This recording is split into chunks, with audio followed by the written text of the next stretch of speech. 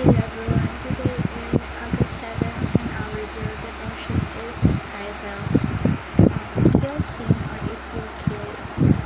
Our verse is Mark 7:14-23. Again, Jesus called the crowd to him and said, "Listen to me, everyone, and understand this. Nothing outside the person can defile them into them, rather it is what comes out of a person that defiles him." After he had left the crowd and entered the house, his disciples asked him about this parable.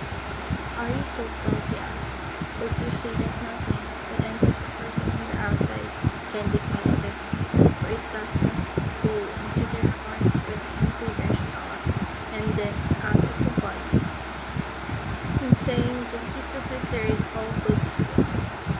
He went on, "What comes out of a person is what defiles them, for it is from within, out of a person's heart, that evil thoughts come: sexual immorality,